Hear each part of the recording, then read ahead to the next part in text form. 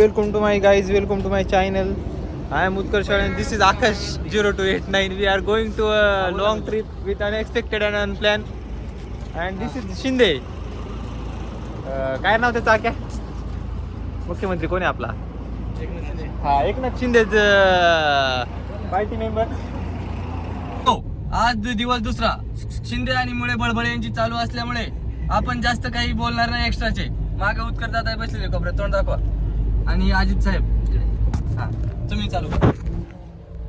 हे आमचे परममित्र माननीय श्री अक्षय भाऊ शिंदे. नमस्कार.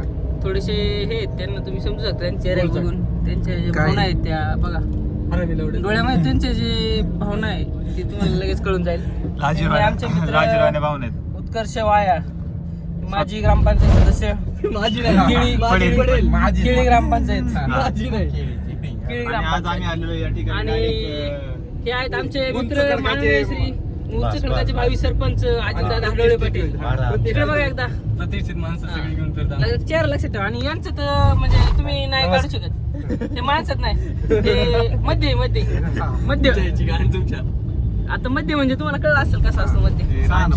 बाकी आता आम्ही चाललो प्रयागराजच्या दिशेने. तुम्हाला बघायचं असेल तर निर्मणी म्हणजे काय? आम्ही सध्या जबलपूर मध्ये आहे.